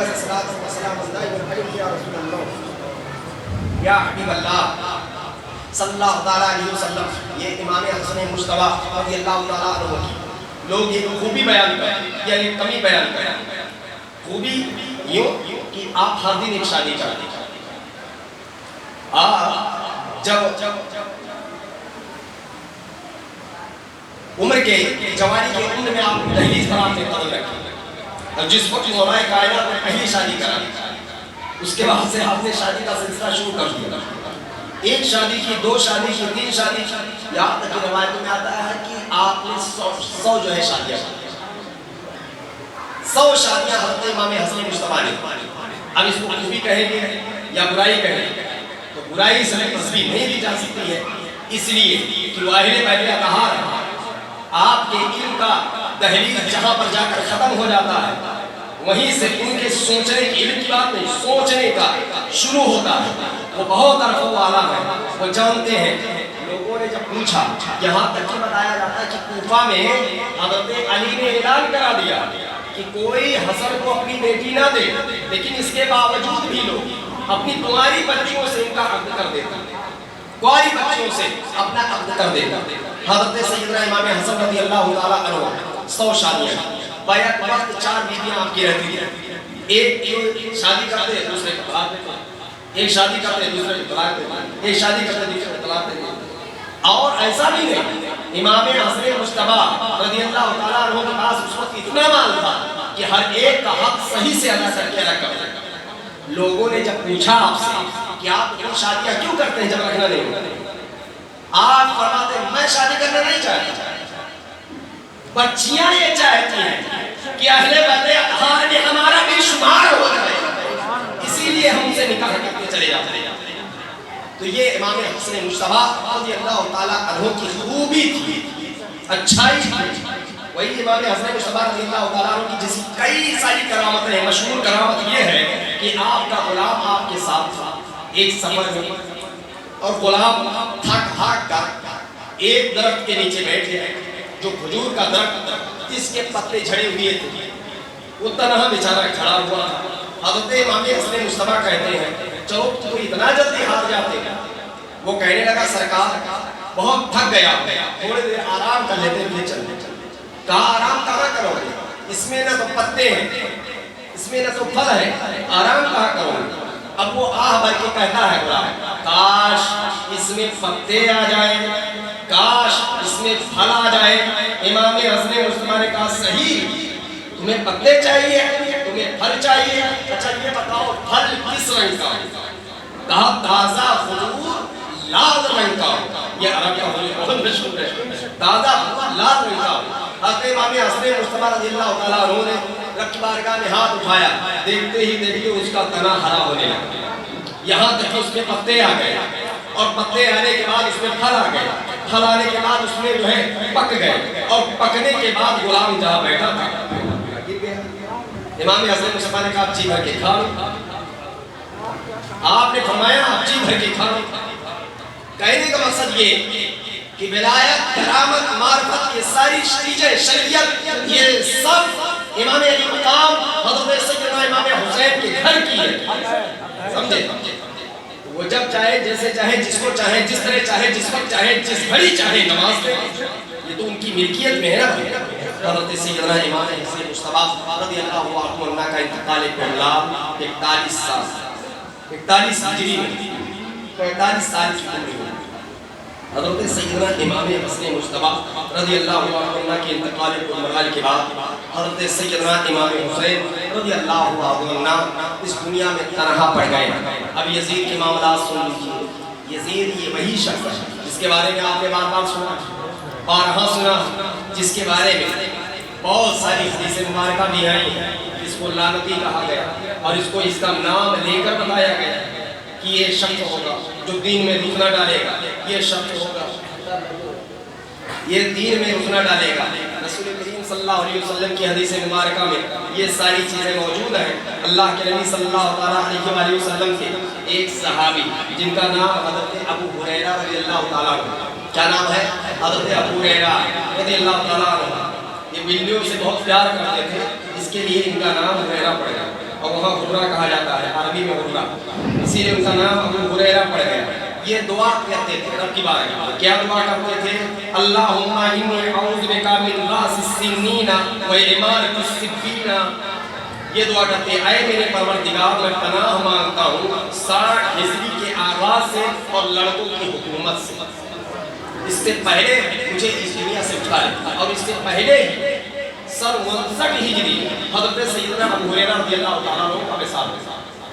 اس دنیا سے چلے گئے۔ ان کی یہ دعا قبول ہوئی۔ یہی یزید پلید ہے جس کے بارے میں یہ لوگ ڈورا پیٹتے ہیں اور کہتے ہیں کہ یزید پلید جو ہے وہ حق پر تھا۔ اب سنو رسول کریم صلی اللہ علیہ وسلم نے کیا فرمایا؟ اللہ کے نبی صلی اللہ علیہ وسلم نے فرمایا اول من یبدل سنتی رجل من بنی امیہ یقال له یزید۔ اللہ کے نبی صلی اللہ علیہ وسلم نے ارشاد فرمایا میری سنت کا بدلنے والا ایک شخص بنو امیہ کا ہوگا جس کا نام یزید ہوگا۔ کیا اتنا کافی نہیں ہے یزید کے رد کے لیے؟ حدیث رسول اللہ کو اگر تم مانتے ہو، اگر حدیث رسول اللہ کو حق جانتے ہو، تو پھر یزید کو برا کہنا پڑے گا، رسول کریم صلی اللہ علیہ وسلم کی سنت پر عمل کرنا پڑے گا۔ اور جو لوگ یزید کو حق پر کہتے ہیں اور یہ کہتے ہیں کہ یزید امیر المؤمنین تھا، یزید امیر المؤمنین تھا، اور یہ دلیل یہ لاتے ہیں، کہاں کون سی دلیل لاتے ہیں؟ قسطنطنیہ والی دلیل لاتے ہیں، قسطنطنیہ والی دلیل لاتے ہیں کہ نبی کریم صلی اللہ علیہ وسلم نے ارشاد فرمایا قال نبی صلی اللہ علیہ وسلم اول جیش من امتی یغزون مدینہ قیصر مغفور لهم۔ اللہ کے رسول صلی اللہ علیہ وسلم نے فرمایا کہ میری امت کا ایک گروہ ہوگا، میری امت کے گروہ ہوگی، میری امت کا ایک لشکر ہوگا جو قسطنطنیہ پر حملہ کرے گا۔ یہ قسطنطنیہ ہے کیا بھائی؟ یہ قسطنطنیہ اس وقت نام ہے استنبول کا، اس وقت قسطنطنیہ اسے کہا جاتا ہے، آج استنبول کہا جاتا ہے، جو ترکی کا یعنی ترکیے کا دارالسلطنت ہے آج، یہ قسطنطنیہ۔ بارش آ رہی ہے، رحمت خدا بندی کی جھما جھم برسات ہو رہی ہے، امام حسین کی بارگاہ میں یہ محفل قبول ہو رہی ہے، اتنا جان لیجیے۔ اور جو لوگ باہر کھڑے ہیں ان سے میری گزارش ہے کہ وہ سب اندر آ جائیں۔ آپ یہاں حسین اعظم کے لیے آتے ہیں، ان کی محفل کے لیے آتے ہیں، ادھر ادھر کا سڑکیں لڑانے کے لیے نہیں آتے ہیں۔ آپ آ جائیے اور ادب کے ساتھ محفل امام حسین میں آپ بیٹھ جائیں۔ اچھا، قسطنطنیہ والی یہ حدیث خلافت معاویہ اور یزید میں بھی نقل کیا گیا، دنیا والی حدیث کو لے کر یہ کہتے ہیں کہ یزید بھی اس لشکر میں شامل تھا جس کے بارے میں رسول کریم صلی اللہ علیہ وسلم نے فرمایا کہ میری امت کے ایک گروہ ایک لشکر سب سے پہلے اس دنیا پر حملہ کرے گا، وہ جو ہے گروہ جنتی ہوگا۔ اچھا ٹھیک ہے، چلو ہم مانتے ہیں اگر کسی نے بہت بڑا نیک کام کیا، ایک مثال، کسی نے بہت بڑا نیک کام کیا اور کرنے کے بعد آپ کو معلوم ہو گیا اور سب کو معلوم ہو گیا کہ اس کے بعد اس کی بخشش پکی، اس کے بعد وہ آئے اور کہے آج سے ہم پر نماز فرض نہیں ہوتی، وہ کہے کہ ہم پر آج سے نماز فرض نہیں، تو آپ اسے کیا کہو گے؟ ظاہر سی بات اسے کافر کہو گے، ہے نا؟ فرض کا انکار کرنے والا کافر ہے،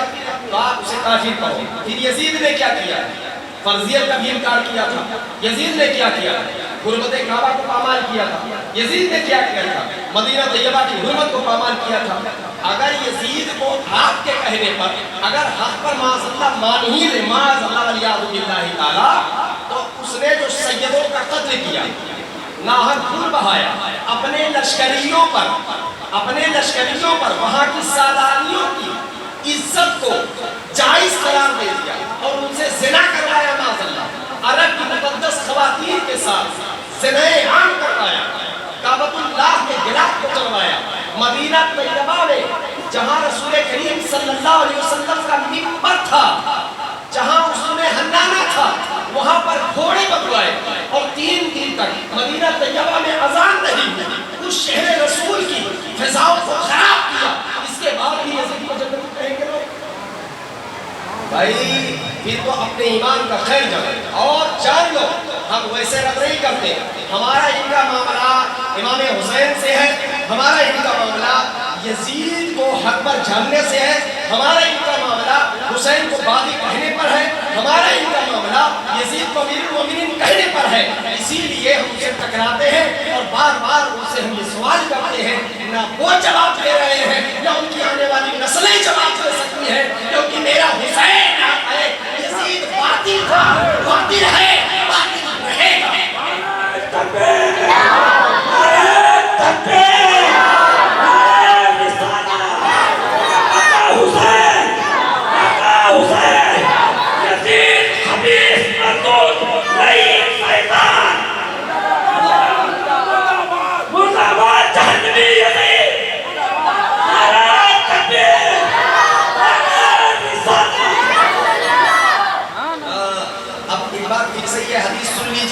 اور اس کے بعد میں اس کی تفسیر بیان کروں تاکہ یہ ثابت ہو جائے تاریخ کے حوالے سے بھی اور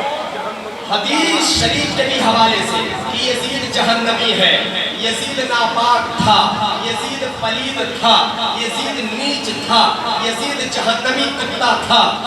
سنو رسول کریم صلی اللہ علیہ وسلم نے فرمایا قال النبی صلی اللہ علیہ وسلم اول جیس، بھائی ادھر سنیے نہ جانے دیجیے، کیا ہوا کیا دقت ہے،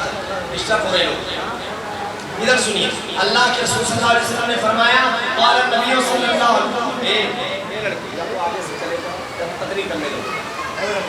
اللہ کے رسول صلی اللہ علیہ وسلم نے فرمایا قال النبی صلی اللہ علیہ وسلم اول جیس من امتی یغدون مدینہ قیصر مغفور لہ، یعنی نبی کریم صلی اللہ علیہ وسلم نے فرمایا میری امت کا پہلا لشکر جو قیصر کے شہر قسطن دنیا پر حملہ کرے گا وہ بخشا ہوا ہوگا۔ اب یزید کو جنتی کہنے والا گروہ اس تقریر کا جواب یہ ہے کہ اللہ کے محبوب دار خفایا غیوب جناب احمد مجتبی محمد مصطفیٰ صلی اللہ علیہ وسلم نے لے کے قیصر کے شہر قسطن دنیا پر حملہ کرنے والے کو اگر جو جنتی کہتا ہے تو یزید کا یہ دعویٰ صحیح نہیں ہے، اس کے لیے کہ یزید نے قسطن دنیا پر حملہ کیا تھا۔ اس کے بارے میں 4 روایتیں ہیں، اس کے بارے میں 4 روایتیں ہیں، اقوال کے مطابق وہ 50 ہجری 52 ہجری اور 55 ہجری۔ دیکھیے کامل ابن کثیر میں جلد اول صفحہ نمبر 131 اور بدایہ نہایہ میں جلد نمبر 8 صفحہ نمبر 29، عینی شرح بخاری میں جلد نمبر 14 اور صفحہ نمبر 128 98 اور اصحابہ میں جلد اول صفحہ نمبر 405 میں معلوم ہوا کہ یزید 49 ہجری سے 55 ہجری تک قسطنطنیہ کی کسی جنگ میں شریک ہوا ہو یا نہ ہوا ہو سکتا ہے کہ کسی میں سپہ سالار سے یا لشکریوں میں ایک سپاہی بن کر شریک ہوا ہو، یا 49 ہجری میں ہوا ہو، یا 50 ہجری میں ہوا ہو، یا 52 ہجری میں ہوا ہو، یا 55 ہجری میں ہوا ہو، لیکن اس سے پہلے 49 ہجری، 50 ہجری اور 52 ہجری، 55 ہجری، اس سے پہلے حضرت عبد الرحمن بن خالد بن ولید نے قسطنطنیہ پر سن 46 ہجری میں حملہ کر دیا۔ اس سے یہ ثابت ہوتا ہے کہ حضرت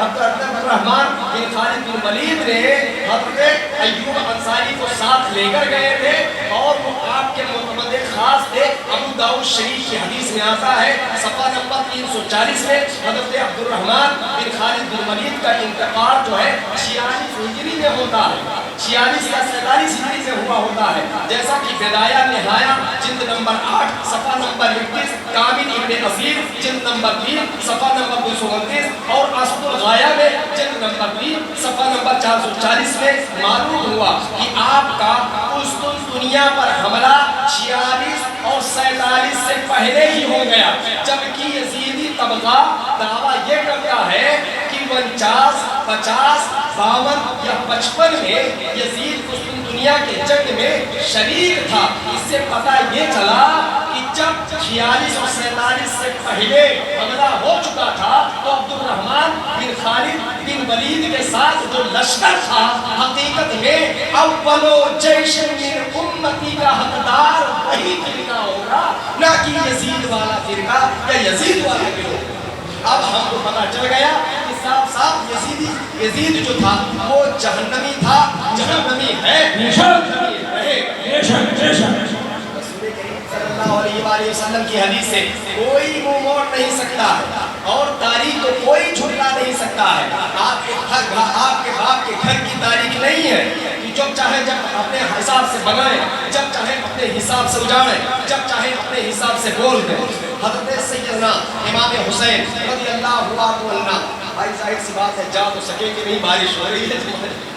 گار والے بیچارے تو عزیز بھائی بیٹھے، وسیم بھائی بیٹھے، یہ لوگ بیچارے نکل جائیں گے۔ وہ شمشاد بھائی آ گئے ماشاءاللہ، آج جو ہے تشریف لائے ہیں، یہ سب نکل جائیں گے۔ بیچارے جو موٹر سائیکل والے ہیں وہ تو بھیگ ہی جائیں گے، لہٰذا آپ اطمینان کے ساتھ موٹر سائیکل والوں کا ساتھ دیجیے اور درود پاک پڑھیے، پھر آگے بڑھیں۔ اللہم صلی اللہ علیہ وسلم صلی اللہ علیہ وسلم۔ حضرت سیدنا امام حسین رضی اللہ عنہ، بھائی تھوڑا سا سیریس ہو جائیے، چونکہ رحلت مدینہ حضرت سیدنا امام حسین رضی اللہ عنہ، یہ وہی حسین ہے، تھوڑا سا ان کی فضائل بیان کر لیں اور اس کے بعد آگے بڑھیں اور مدینہ طیبہ سے ان کی لگاؤ اور ان کی وابستگی اور ان کی محبت بیان کر لیں۔ مدینہ طیبہ یہ وہی جگہ ہے جہاں پر کوئی حاجی جب جاتا ہے نا، جب وہاں سے چلنے لگتا ہے تو اس کا دل مچل جاتا ہے، گنبد خضرا پر بار بار نگاہیں جاتی ہیں، جنت البقیع کے بار بار جو ہے زیارت کرنے کو دل کرتا ہے۔ جب کوئی حاجی جاتا ہے نا تو وہاں کے فضاؤں میں ایسے گھل جاتا ہے، اسے محسوس ہی نہیں ہوتا ہے کہ ہم اپنے گھر سے دور ہیں، ایسا محسوس ہوتا ہے کہ اپنے گھر میں موجود ہیں، ایسا محسوس ہوتا ہے کہ دامان شفاعت، دامان رحمت اپنے گھیرے میں لیے ہوئے ہیں۔ اللہ کے رسول صلی اللہ علیہ وسلم کے مقدس نمازیں وہی ہیں جو مدینہ طیبہ میں بچپن میں کھیلا کرتے ہیں۔ یہی امام حسین رضی اللہ تعالیٰ عنہ ہیں جن کا بیان حضرت عمر بن خطاب رضی اللہ تعالیٰ عنہ، جو غور سے سنیے گا، حضرت عمر بن خطاب راوی ہیں، کہتے ہیں کہ ایک مرتبہ رسول کریم صلی اللہ علیہ وسلم کے نماز سے میرے پاس آئے اور میں منبر رسول پر بیٹھا تھا۔ کہاں بیٹھا تھا؟ منبر رسول پر بیٹھا تھا۔ حضرت سیدنا امام حسین نے فرمایا اے عمر بن خطاب، میرے نانا کے منبر سے اتر جاؤ اور جاؤ اپنے باپ کے منبر پر بیٹھو۔ بچپن کا زمانہ تھا، جاؤ اپنے باپ کے منبر پر بیٹھو۔ حضرت سیدنا عمر فاروق کہتے ہیں یار سے میں ان کو اپنے پاس بلا لیا اور منبر پر بغل میں بٹھا لیا، تھوڑی دیر تک یہ کنکریوں سے کھیلتے رہے اور میں نے ان سے کہا سرکار یہ ممبر و محراب تو آپ کے گھر کے ہیں اور میرے باپ کا کوئی ممبر نہیں ہے، یہ آپ کے نانا جان ہی کا ممبر ہے۔ اس کے بعد پھر حضرت عمر فاروق اعظم ہی بیان کرتے ہیں کہ میں لے کر حضرت سیدنا امام حسین کو گھر گیا اور گھر جانے کے بعد میں آپ کو پیار کیا، کھانا کھلایا اور منہ بلایا، اور اس کے بعد بار بار یہ کہا ان سے کہ سرکار آپ بار بار ہمارے گھر کے آ جایا کریں۔ یہ محبت تھی صحابہ سے، اہل بیت سے۔ اللہ کے رسول صلی اللہ علیہ وسلم کے وہی مقدس صحابی حضرت عمر بن خطاب ہے، ان کے شہزادے حضرت عبداللہ بن عمر، جو ابھی بات ہو رہی ہے، حضرت عبداللہ بن عمر، حضرت عبداللہ بن زبیر اور حضرت سیدنا امام حسین، یہ تینوں ہم عمر تھے، جو تینوں ایک ساتھ کھیلا کرتے تھے۔ اتفاق ایسا ہوا کہ حضرت عبداللہ بن عمر میں اور حضرت سیدنا امام حسین میں کچھ کہیں سنی ہو گئی۔ حضرت سیدنا امام حسین نے کہا، او عمر بن خطاب کے بیٹے، تم کیا بات کرتے ہو؟ تمہارے بابا تو میرے نانا جان کے غلام ہیں، تم غلام ہو، غلام کی طرح رہو، غلام ہو، غلام کی طرح رہو۔ اتنا کہہ رہا تھا، حضرت عبداللہ بن عمر کو غصہ آیا اور اپنے بابا جان کے پاس گئے، کہا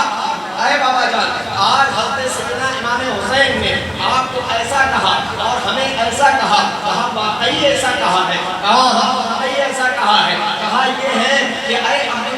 بن خطاب کے بیٹے، خاموش رہو، تم کیا بات کرتے ہو؟ تم میرے نانا جان کے غلام ہو اور غلام کا کام ہے خاموش رہنا، نہ کہ بولنا۔ کہا واقعی ایسا کہا ہے۔ دو تین مرتبہ اپنے بیٹے سے یعنی عبداللہ بن عمر سے حضرت عمر بن خطاب نے کہلوا لیا۔ اس کے بعد آپ نے فرمایا کہ جاؤ سیدنا امام حسین کو بلا کے لاؤ یا مجھے ان کے پاس لے کے چلو۔ حضرت سیدنا امام حسین کے پاس لے کے گئے۔ حضرت سیدنا عمر فاروق اعظم رضی اللہ تعالیٰ عنہ آپ کو پیار سے بلاتے ہیں، بغل میں بٹھاتے ہیں، اے شہزادے آپ نے میرے بیٹے کو کیا کہا ہے؟ میں نے یہی کہا ہے، میرا خاندان کبھی جھوٹ نہیں بولتا اور نہ کسی سے ڈرتا ہے، میں نے یہی کہا ہے۔ اے عمر بن خطاب کے بیٹے، خاموش رہو، تم غلام ہو، غلام کی طرح رہو اور تم میرے نانا جان کے غلام ہو، یا غلام کی طرح رہو۔ اتنا کہنا تھا، پیشانی چوم لیا اور اس کے بعد میں حضرت عمر بن خطاب رضی اللہ تعالیٰ عنہ خلیفۃ المسلمین کہتے ہیں،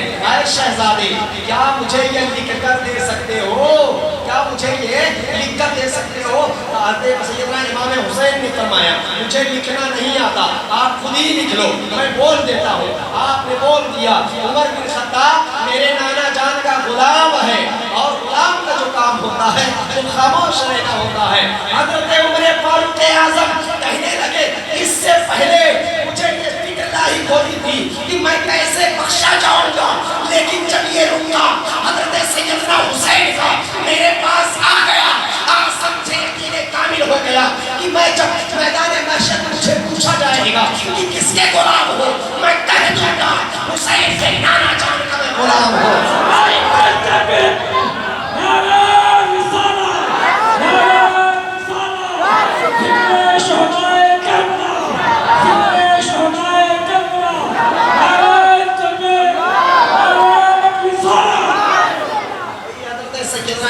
حسین رضی اللہ عنہ ہے، اب یزید پلید تخت نشی ہو گیا ہے اور اس نے طلب بیعت کی ہے، اس نے رفقہ چاروں طرف دوڑا دیا۔ مدینہ طیبہ میں جو ولید بن عقبہ تھا اس وقت کا گورنر تھا، اس کے پاس بھی رفقہ بھیجا گیا اور اس نے لکھا گیا میں یزید بن امیر معاویہ، میرے باپ کا انتقال ہو گیا ہے اور میں خلیفہ بن چکا ہوں، میرے نام کی بیعت سب سے لو۔ سب سے پہلے امام حسین اور عبداللہ بن عمر اور عبداللہ ابن زبیر، یہ تینوں لوگوں سے سب سے پہلے جو ہے میری بیعت لو۔ اگر یہ مانے تو ٹھیک ہے، ورنہ ان تینوں کو کسی بہانے سے ملا کر قتل کر دو۔ حضرت سیدنا امام حسین رضی اللہ عنہ کو بھنک لگ گئی تھی کہ خلیفہ یزید بن چکا ہے اور حضرت امیر معاویہ کا انتقال ہو چکا ہے، لیکن پھر بھی مدینہ طیبہ آپ چھوڑنا نہیں چاہتے تھے، مدینہ طیبہ ہی میں رہنا چاہتے تھے۔ ولید بن عقبہ کا ایک جو ہے قاصد حضرت سیدنا امام حسین کے پاس آتا ہے کہ چلیے دار الامارہ سے آپ کو دعوت ملی ہے، آپ کو بلایا گیا ہے۔ حضرت سیدنا امام حسین بھاگ گئے، آپ نے چند جوانوں کے کے ساتھ آپ نے چند جوانوں کے ساتھ ولید بن عقبہ کے دربار میں جانے کا ارادہ کیا اور جوانوں کو باہر چھوڑ دیا، اندر آپ چلے گئے، لیکن جانے سے پہلے آپ نے کہہ دیا تھا کہ اگر میری آواز تیز ہو جائے، میری آواز بلند ہو جائے تو تم کسی چیز کا انتظار مت کرنا، اندر آ جانا۔ حضرت سیدنا امام حسین رضی اللہ عنہ جس وقت ولید بن عقبہ کے سامنے گئے، یزید کا دکا حضرت حسین کے ہاتھ میں دے دیا گیا، اس میں لکھا ہوا تھا میں یزید بن معاویہ،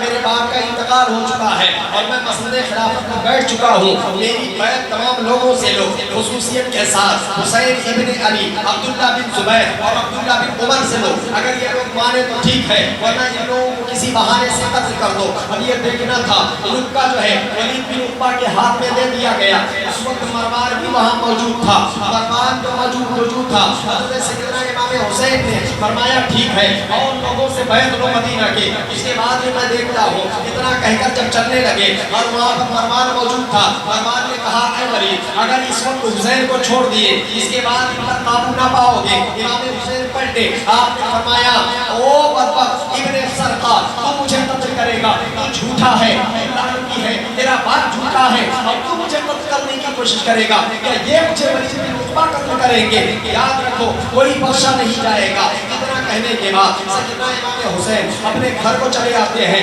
جب گھر کو آ جاتے ہیں شام کے وقت جو ہے جب وقت گزرتا ہے، مروان نے پھر چڑھایا ولید بن عقبہ کو کسی بہانے سے حسین ابن علی کو بلاؤ اور بلا کر انہیں قتل کر دو، عبداللہ بن زبیر کو بلا کر قتل کر دو، عبداللہ بن عمر کو بلا کر قتل کر دو۔ شام کا وقت ہوا، ولید بن عقبہ کے دربار سے پھر ایک قاصد آتا ہے، امام حسین کو کہتا ہے چلیے آپ کو دربار میں بلایا گیا ہے۔ حضرت سیدنا امام حسین کہتے ہیں کہ اس وقت میں نہیں جا سکتا، اب رات ہو گئی ہے، چلو صبح دیکھا جائے گا۔ اتنا کہنا تھا، اس کے بعد وہ قاصد چلے گیا، ولید بن عقبہ مان گیا۔ رات میں حضرت سیدنا امام حسین رضی اللہ عنہ نے بہت سوچا اور سوچنے سمجھنے کے بعد میں آخر میں آپ نے فیصلہ یہ کیا کہ اگر ہم یہاں رہیں گے تو کسی نہ کسی طریقے سے مسلمانوں کا خون بہے گا، اس سے بہتر ہے کہ ہم یہاں سے مکہ المکرمہ چلے جائیں، کعبہ مقدسہ چلے جائیں۔ حضرت سیدنا امام حسین رضی اللہ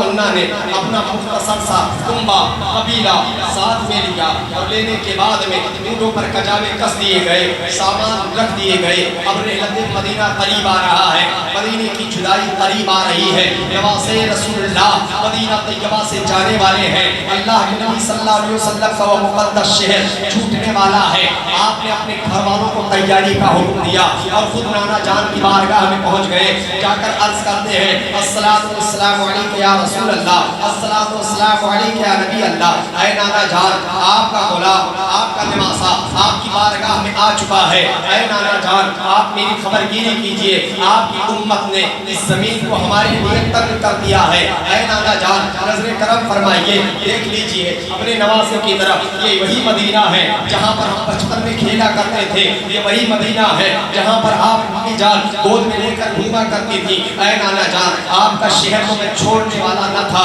آپ کا شہر سے میں جانے والا تو نہ تھا، جنت البقیع سے امی کے قدموں سے جانے والا نہ تھا، بھائی حسن کے قدموں سے جانے والا نہ تھا، لیکن کیا کریں اے نانا جان اگر نہیں جانے جاتے ہیں، آپ کی امت بے وفا ہو چکی ہے، آپ کی امت نے دھوکہ دیا ہے، آپ کی امت میرے خون کی پیاسی ہو چکی ہے۔ اتنا کہنے کے بعد کشی داری ہوئی، رسول کریم صلی اللہ علیہ وسلم کے دربار مقدس میں حضرت سیدنا امام حسین کش کھا کے گر جاتے ہیں اور گرتے ہی عالم خواب میں کیا محسوس ہوتے ہیں، رسول کریم صلی اللہ علیہ وسلم تشریف لائے ہیں، آپ کے چہرے مبارکہ کو صاف کر رہے ہیں، کہہ رہے ہیں بیٹا حسین گھبرانے کی بات نہیں ہے، اللہ نے تمہیں استقامت دی ہے، اللہ نے تمہیں بلندی دی ہے، اللہ نے تمہیں امتحان کے لیے بلایا ہے، اللہ نے تمہیں اس جگہ بلایا ہے جہاں سے اسلام کی فراوانی ہوگی، جہاں سے اسلام کا پرچم بلند ہوگا، جہاں سے اس حرمت کعبہ بچایا جائے گا، جہاں سے حرمت قرآن بچایا جائے گا، جہاں سے حرمت رسول اعظم بچایا جائے گا،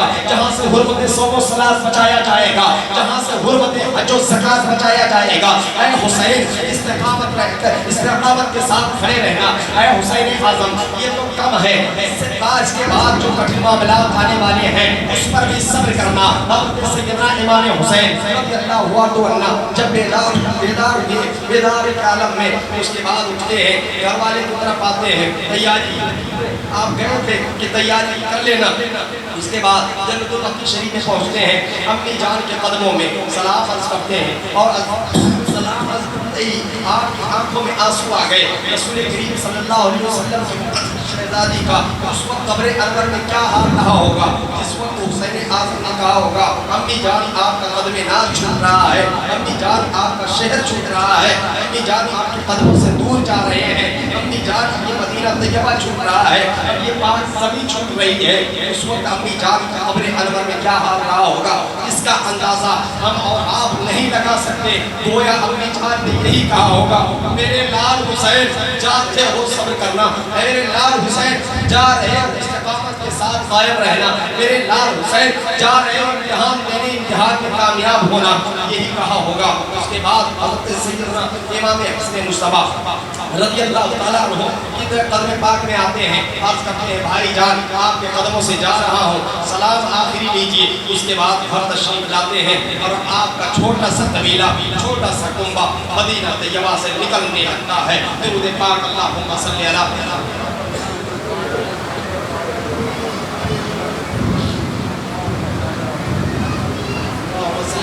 سیدنا شکیرہ مولانا والد کرام کریم علیہ وسلم صلو علیہ صلاۃ و سلام دائم علیک یا رسول اللہ صلی اللہ تعالیٰ علیہ وسلم. اب یہ چھوٹا سا کنبہ, چھوٹا سا قبیلہ, یہ 5 یا 4 شعبان المعظم, 5 یا 4 شعبان المعظم کا واقعہ ہے. 4 ہجری 60 ہجری 5 یا 4 6 شعبان المعظم کا واقعہ ہے. اس میں جس سے حضرت سیدنا امام حسین رضی اللہ تعالیٰ عنہ مدینہ طیبہ کو چھوڑتے ہیں اور ایک حسرت بھری نگاہ کو اس شہر ناز کو دیکھتے ہیں جس پر جس میں بچپنا گزرا ہے, اس شہر ناز کو دیکھتے ہیں جس میں جوانی گزری ہے, اس شہر مقدس کو دیکھتے ہیں جس میں ان کے نانا جان آرام فرما ہے, اس شہر مقدس کو دیکھتے ہیں جس میں ان کی امی جان آرام فرما ہے, اس شہر مقدس کو دیکھتے ہیں جس میں ان کے بھائی جان آرام فرما ہے, اس شہر مقدس کو دیکھتے ہیں جس میں آپ کے عزیز و اقربا آرام فرما ہے. اس کے بعد میں آپ گھر سے چلنے لگے تھے, اس وقت بھی بڑا کٹھن معاملہ تھا. حضرت صغرا جو آپ کی چھوٹی شہزادی تھی, ان کی طبیعت علیل تھی, ان کی طبیعت خراب تھی. جب وہ چلنے لگے حضرت سیدنا صغرا رضی اللہ تعالیٰ عنہ نے یہ کہا تھا بابا جان آپ اکیلے چھوڑے جا رہے ہیں, بابا جان مدینہ طیبہ میں آپ مجھے ساتھ لے کر جاتے. حضرت سیدنا امام علی مقام رضی اللہ عنہ نے فرمایا بیٹی تمہاری طبیعت ٹھیک ہو جاتی, اس کے بعد تمہیں ہم بلا لیں گے مکرمہ, ابھی تم سفر کے قابل نہیں ہو, اسی لیے ہم سفر میں تمہیں لے کر نہیں جانا چاہتے. اس کے بعد حضرت سیدنا امام حسین رضی اللہ عنہ مکہ شریف کی طرف اپنے چھوٹے کم قبیلے کے ساتھ روانہ ہو جاتے ہیں. ایک دن وہ تھا کہ ان کا نانا مکہ المکرمہ سے مدینہ طیبہ آیا تھا, ایک دن یہ ہے کہ ان کا نواسا مدینہ طیبہ چھوڑ کر مکہ المکرمہ جا رہا ہے. حضرت سیدنا امام حسین 5 شعبان المعظم سن 60 ہجری میں مکہ المکرمہ پہنچتے ہیں. وہاں پر آپ کا جوش و خروش سے استقبال کیا جاتا ہے. بتائیے سیدنا امام علی مقام رضی اللہ عنہ جس وقت مکہ المکرمہ پہنچے تھے اس وقت لوگوں کا تاتا لگا ہوا تھا, لیکن اس کے باوجود بھی حضرت سیدنا امام حسین رضی اللہ عنہ نے نہ تو یزید پر لشکر کشی کی تیاری کی, نہ کسی فوج کو جو ہے تیاری کا حکم دیا, نہ لوگوں کو اکٹھا کیا اور نہ ہی اپنے ہاتھ پر بیعت کی. معاملہ صاف تھا کہ حضرت سیدنا امام حسین بات کرنے اور اقدام حجت کے قائل تھے. حضرت سیدنا امام حسین رضی اللہ تعالیٰ عنہ مکہ المکرمہ میں ابھی کچھ ہی دن گزرے تھے کہ عبداللہ بن سبئی, خالد بن حروا اور دیگر تمام لوگوں کے درمیان سے خطوط آنا شروع ہوئے. کوفہ شہر سے خطوط آنا شروع ہوئے اور خطوطوں کا سلسلہ روشی پڑھ اللہ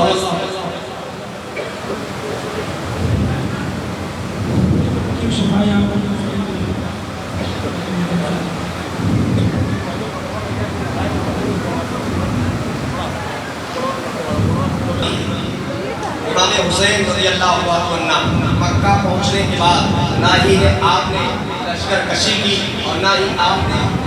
اپنے ہاتھ پر کسی کی بیعت کی. حضرت سیدنا امام حسین رضی اللہ عنہ کے بعد بہت سارے کوفیوں کے آ گئے.